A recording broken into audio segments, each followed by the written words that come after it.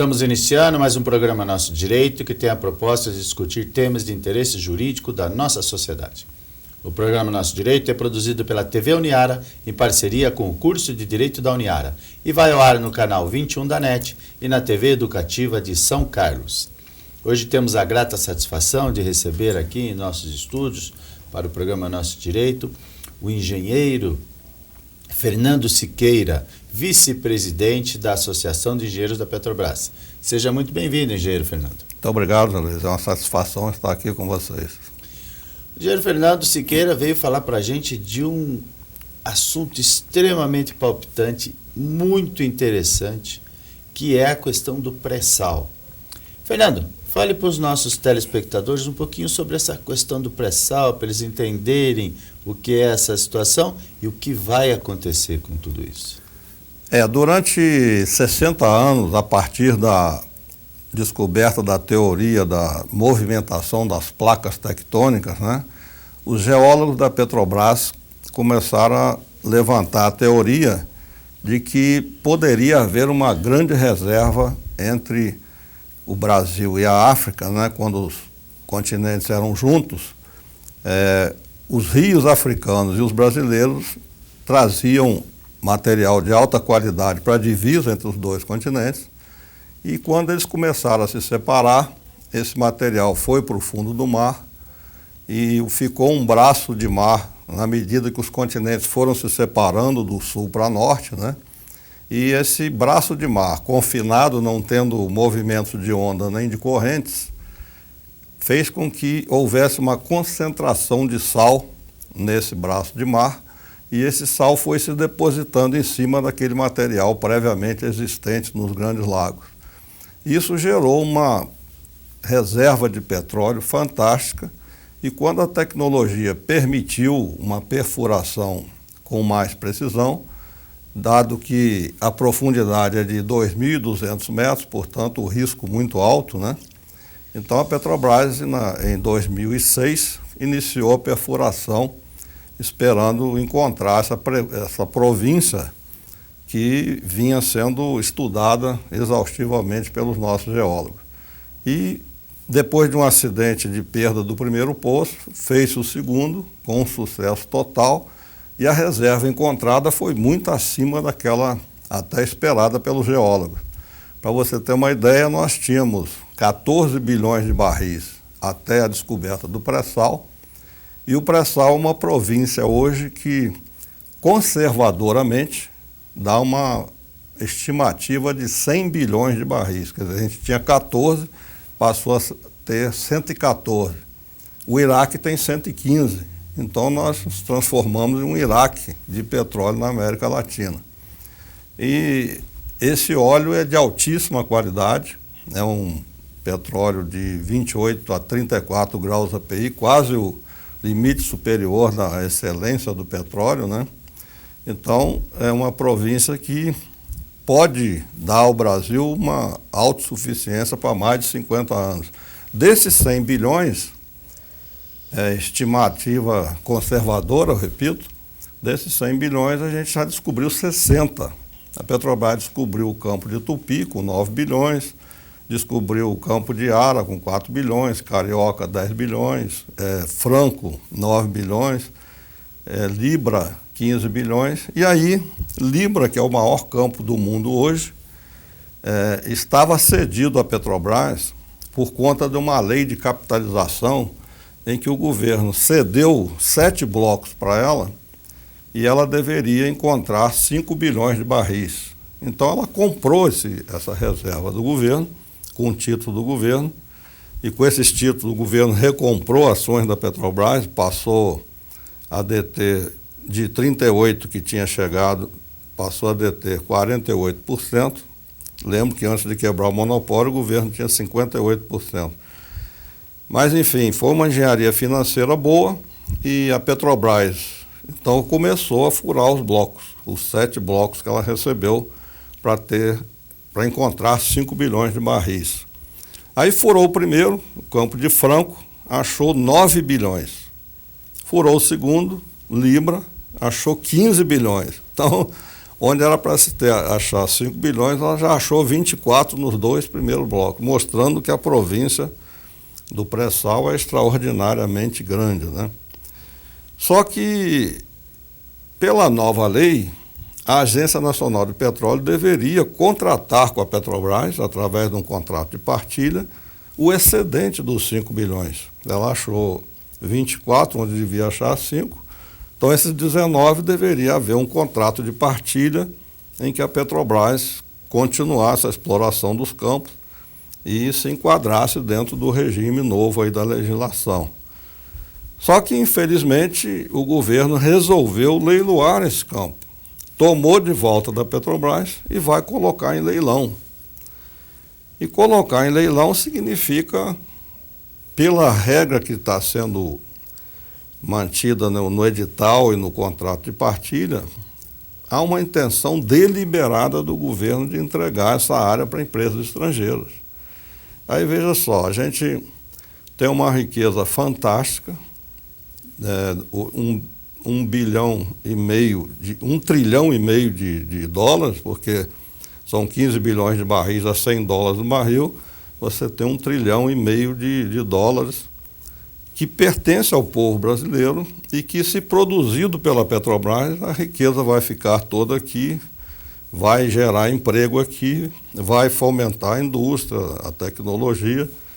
Só que quando o governo leiloa e dirigido para a empresa multinacional, essas empresas vão exportar o petróleo bruto, portanto, pela Lei Candir, que isenta o petróleo de imposto de exportação, as empresas vão exportar esse petróleo bruto, o governo vai perder 30% de impostos e vamos perder empregos que poderiam ser gerados por refinarias novas que teriam que ser aumentar o parque de refinarias brasileiros. Então, tem várias desvantagens de entregar isso para a empresa estrangeira. Você vai remeter os lucros. Uma das razões porque o governo está leiloando é o déficit em contas correntes internacionais.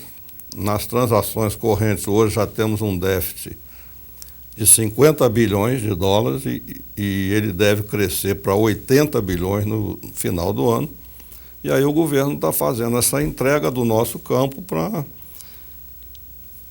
respaldar um modelo econômico absolutamente antinacional. Por quê?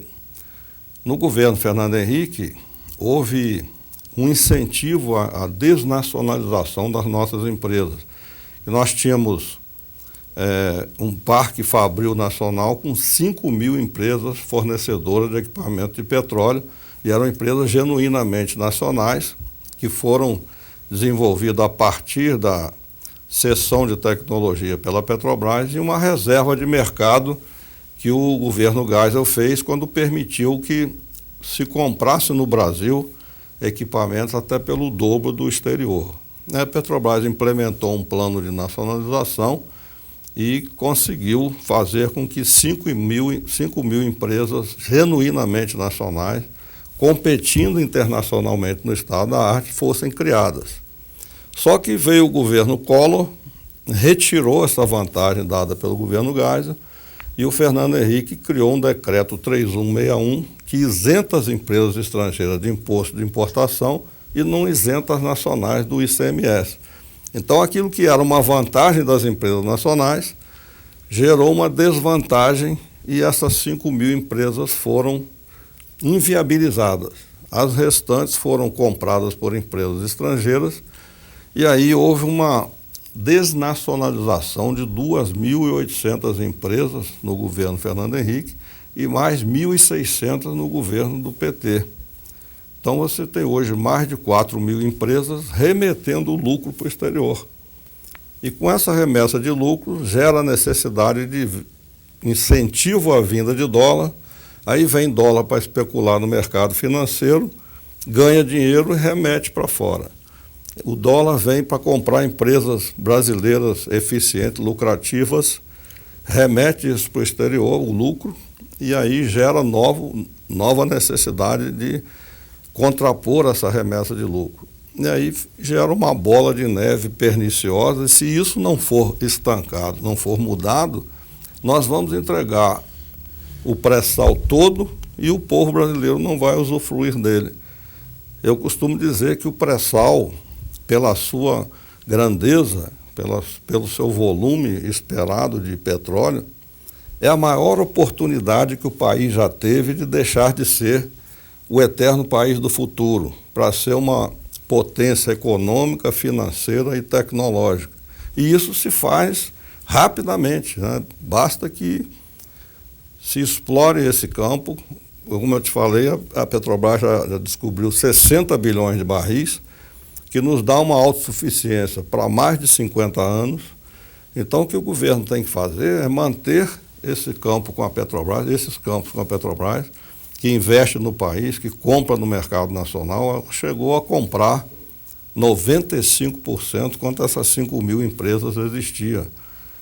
Então, comprou 95% no mercado nacional, gerando emprego, gerando desenvolvimento, e isso foi, vamos dizer assim, freado e revertido, né, contra o país, mas com um modelo econômico que contemple um incentivo maior às empresas nacionais, que volte a ter uma diferença que tinha na década de 90, instaurada pela Constituição de 88, que havia uma separação entre empresa brasileira de capital nacional e empresa brasileira de capital estrangeiro.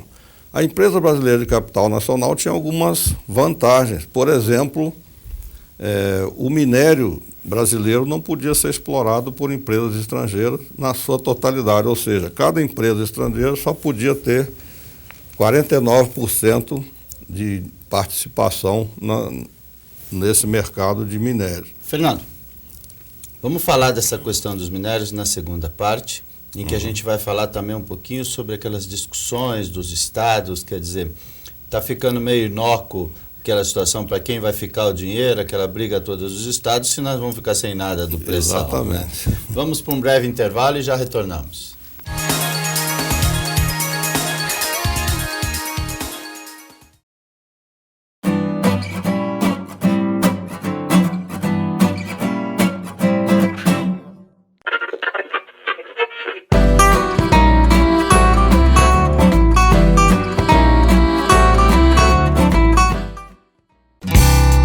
Dizem por aí que você não pode controlar o tempo, estar em 2 lugares simultaneamente, muito menos escrever o seu futuro. Quem disse que não? Na pós-graduação EAD da Uniara, você pode estudar na hora que quiser, pode estar na sua casa e na faculdade ao mesmo tempo e ser dono do seu destino.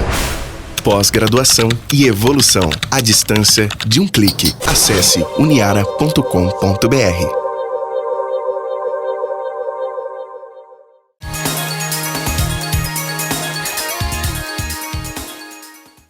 Estamos retornando com o programa Nosso Direito, hoje com a presença ilustre do engenheiro da Petrobras, vice-presidente da Associação de Engenheiros da Petrobras, Fernando Siqueira.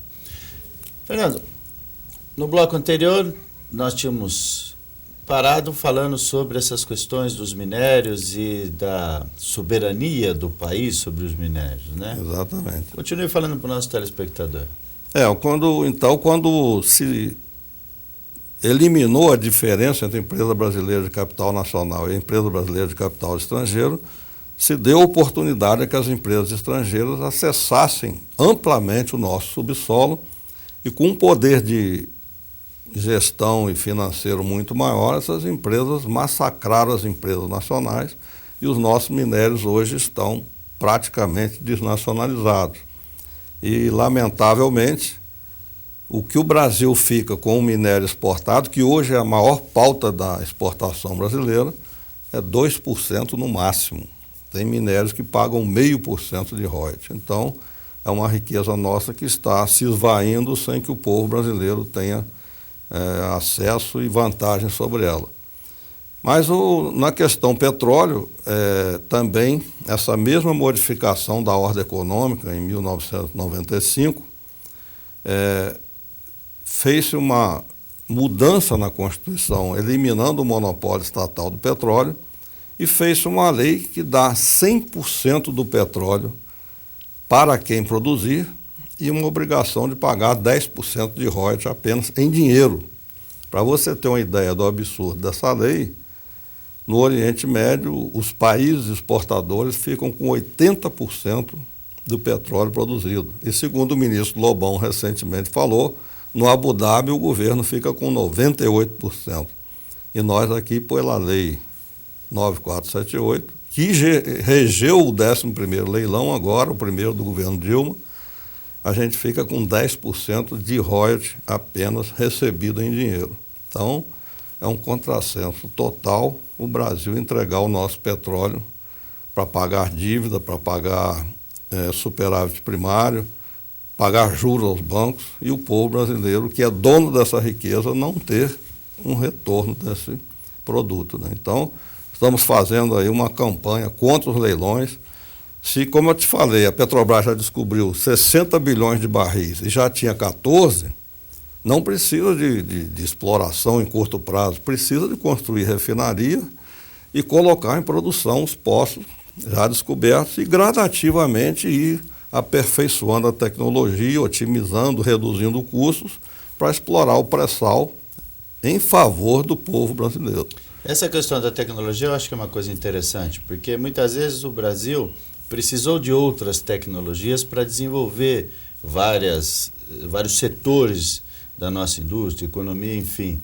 Essa não, a gente exporta a tecnologia. Então, quer dizer, por que nós vamos precisar buscar isso lá fora? Exatamente. Como a Petrobras foi a primeira a usar a tecnologia, a ir para águas profundas, foi a primeira que desenvolveu. Ela desenvolveu junto com a perfuração, os equipamentos necessários, e foi numa marcha para águas profundas gradativamente de 100, 150 metros, até chegar aos 3.000 metros de hoje que ela tem condição de produzir. Então, nós temos a tecnologia e temos uma vantagem. A perfuração, por exemplo, que é a mais, é o modelo, é o gargalo tecnológico mais forte, né, mais sério, é feito por um grupo de empresas independentes das petroleiras e que trabalha para todas elas. Então, veja só, no Golfo do México, em Macondo, uma dessas petroleiras, a Transocean, perfurou para a British Petroleum. E a British Petroleum mandou economizar na cimentação de um poço, e essa economia gerou a ruptura do poço e um desastre que afundou a plataforma e matou 11 pessoas. A mesma Transocean furou o campo de Frade, aqui em Campos, para a Chevron, e a Chevron mandou economizar no revestimento. Ela furou 2 níveis de reservatório. No primeiro reservatório, ela detetou a pressão máxima que o reservatório suporta, deveria fazer um revestimento de tubo e isolá-lo para chegar no segundo reservatório, porque se houvesse uma pressão maior, esse isolamento protegeria o reservatório superior. Ela não fez isso e quando furou o segundo poço, no reservatório mais embaixo, ou segundo nível, a pressão era maior, teve que colocar uma lama mais pesada, então a pressão da lama mais pesada com a pressão maior do reservatório inferior migraram para o reservatório de cima e arrombaram o invólucro do reservatório e ele está vazando até hoje.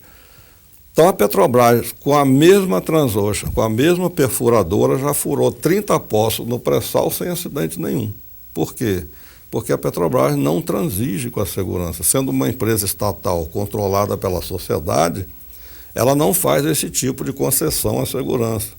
Então, nesses 30 poços não aconteceu nada, porque a Transocean furou dentro das regras de segurança impostas à atividade que é altamente delicada, né, que precisa todo o cuidado.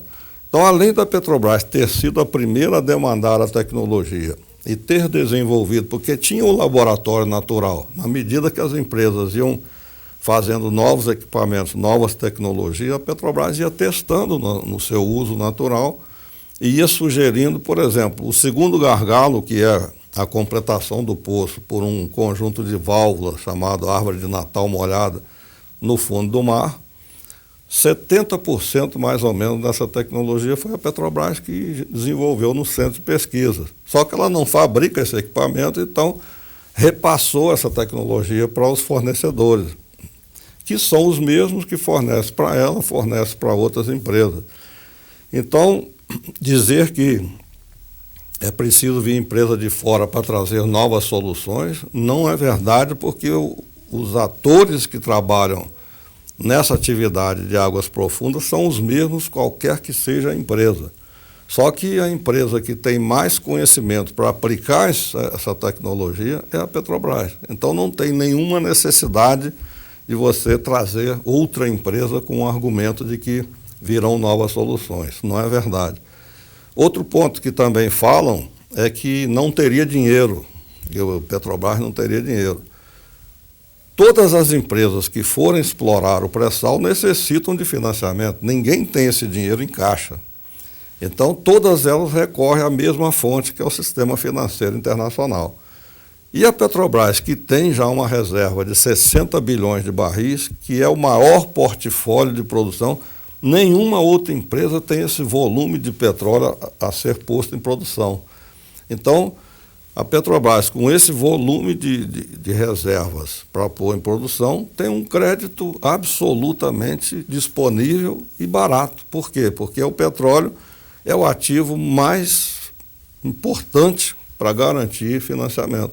Então, não tem problema financeiro e não tem problema tecnológico. O que está ocorrendo, lamentavelmente, hoje, é o governo cometer uma ilegalidade de obrigar a Petrobras a importar combustível, porque o parque de refino não está alinhado com a demanda que apareceu a mais aí por causa do incentivo à indústria automobilística, que eu acho que é um erro, você tinha que incentivar transporte coletivo, mas então essa demanda que acima do esperado, e mais o fato de achatar os preços e inviabilizar o álcool fica em plano secundário, fez com que a demanda explodisse e tivesse que importar derivados.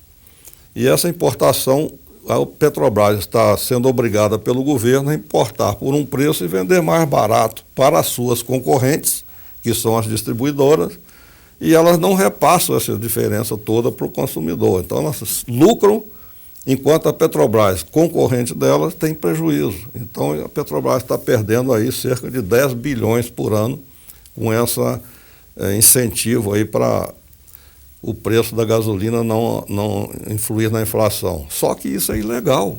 A Petrobras, você como advogado sabe que pela lei das sociedades anônimas, uma empresa que tem acionistas minoritários não pode ser prejudicada pelo acionista majoritário. Então o governo infringe a lei e a Petrobras também infringe a lei e seu regulamento interno, que não permite dar esse tipo de incentivo para concorrentes, né?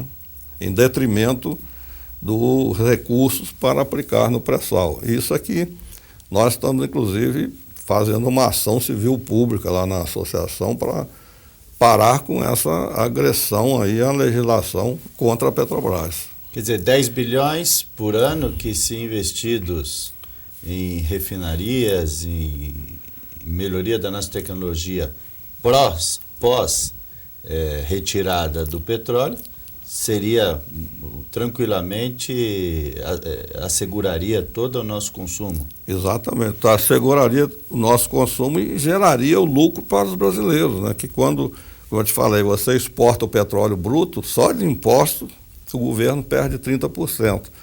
A construção de refinaria para aumentar, fazer face a esse aumento de consumo e demanda e produção, geraria empregos. Cada refinaria gera pelo menos 7 mil empregos diretos, né, no Brasil, sem contar que os fornecedores nacionais irão ter incentivo para suas indústrias. Ou seja, você consegue fazer uma bola de neve virtuosa se usar o pré-sal em favor do povo brasileiro e não para empresas estrangeiras. Elas tiveram essas áreas durante 13 anos dos contratos de risco instituídos pelo governo Geisel e não investiram nada nessa área. Agora que a Petrobras investiu, correu o risco e encontrou o petróleo, não tem sentido entregar para as empresas estrangeiras em detrimento do povo brasileiro. É um contrassenso que só deuses para explicar. Fernando, estamos chegando ao final do nosso programa. As suas considerações finais. Bom, eu queria dizer ao povo brasileiro que nós não podemos aceitar um leilão do maior campo do mundo, já descoberto, já testado e comprovado que tem uma reserva superior a 15 bilhões de barris. É um petróleo de alto nível, de alto valor. Então esse petróleo pertence a você, povo brasileiro, e tem que ser revertido para o seu bem, para o aumento do seu país, para investir na educação, na saúde, nos transportes, na segurança, e não para fazer lucro dos banqueiros, ou muito menos para pagar superávit primário, que é o que o governo está usando nesse momento ao fazer esse leilão absolutamente inaceitável em detrimento do povo brasileiro. Vamos juntos para as ruas protestar contra a entrega desse patrimônio brasileiro que lhe pertence e que seja revertido para o seu bem e não dos banqueiros internacionais. Muito bem, está feita a convocação. Estamos chegando ao final do programa Nosso Direito, mas nos falamos a semana que vem.